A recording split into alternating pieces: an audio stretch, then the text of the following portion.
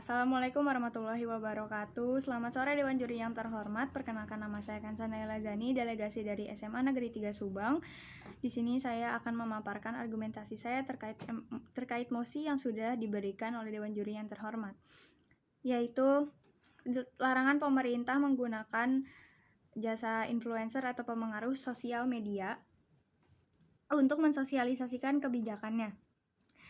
Menurut saya sah-sah saja dan saya tidak setuju adanya larangan ini dikarenakan definisi dari influencer itu sendiri menurut Kamus Besar Bahasa Indonesia yaitu orang berpengaruh yang biasa menyuarakan pendapatnya di ranah media sosial dan serta mempunyai pengikut yang banyak dan audiensi yang banyak. Dari definisi itu sendiri bisa kita nilai influencer ini sangat cocok untuk menjadi target pemerintah sebagai sarana sosialisasi kebijakan itu sendiri, karena kebijakan yang dibuat pemerintah memang untuk dipatuhi oleh rakyat. Seperti yang kita ketahui, sekarang rakyat Indonesia hampir seluruhnya sudah menggunakan media sosial. Jadi, ini bisa menjadi kesempatan untuk meraih audiensi atau rakyat yang lebih banyak tahu tentang kebijakan ini. Jika ada pernyataan terkait influencer yang mensosialisasikan akan menggiring opini, maka tidak bisa disalahkan atau tidak bisa dibebankan kepada influencer itu sendiri dikarenakan sudah tercantum dalam Undang-Undang Dasar Pasal 28E ayat 3, yaitu setiap orang berhak atas kebebasan berserikat, berkumpul dan mengeluarkan pendapat. Selain itu ada juga terdapat pada pasal 28F yang berbunyi setiap orang berhak untuk berkomunikasi dan memperoleh informasi untuk mengembangkan pribadi dan lingkungan sosialnya serta berhak untuk mencari, memperoleh, memiliki, menyimpan, mengolah dan menyampaikan informasi dengan menggunakan segala jenis saluran yang tersedia. Selain itu disebutkan juga pada Undang-Undang Nomor 39 Tahun 1999 mengenai hak asasi manusia yang berbunyi setiap orang berhak mempunyai, mengeluarkan dan menyebarluaskan pendapat sesuai hati nuraninya secara lisan dan atau tulisan melalui media cetak maupun elektronik dengan memperhatikan nilai-nilai agama, kesusilaan, ketertiban, dan kepentingan umum dan keutuhan negara. Jadi, jika terjadi opini atau ada opini dari rakyat, apalagi menggunakan ranah media sosial, itu memang dipastikan akan terjadi dikarenakan ada pendapat pasti juga ada reaksi.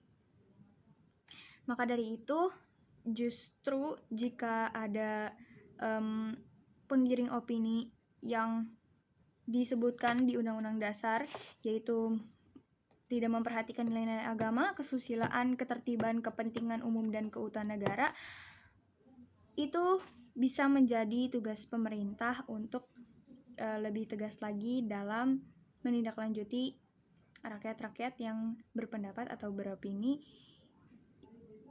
sehingga tidak memperhatikan unsur-unsur yang saya sebutkan tadi.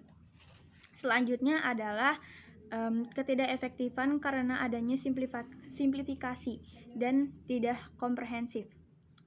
Nah, justru dengan adanya simplifikasi ini sendiri membuat masyarakat yang mengerti atau masyarakat yang mengerti lebih banyak, karena banyak masyarakat yang belum teredukasi dengan baik sehingga dibutuhkan komunikator yang baik, dan influencer ini salah satu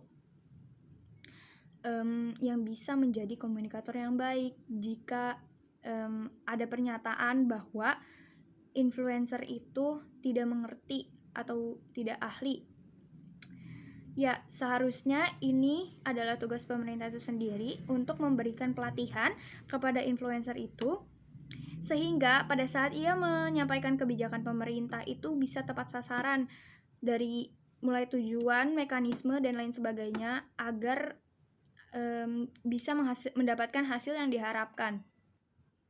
Karena ada pernyataan bahwa ada influencer yang tidak peduli dengan isi dari kebijakan itu sendiri. Nah, justru dalam menanggapi hal ini harus dievaluasi dari pemerintah itu sendiri, harus memastikan bahwa influencer tersebut mengerti dan siap untuk mensosialisasikan kebijakan pemerintah. Seperti itu. Jadi saya setuju, sekali lagi saya setuju jika pemerintah menggunakan jasa influencer, dan saya tidak setuju akan mosi yang telah Dewan Juri yang terhormat berikan bahwa pemerintah dilarang untuk menggunakan jasa influencer sebagai sarana mensosialisasikan kebijakan mereka. Apalagi influencer bisa menggait lebih banyak audiensi yang tentunya kaum muda milenial. Sekian dari saya. Terima kasih. Wassalamualaikum warahmatullahi wabarakatuh.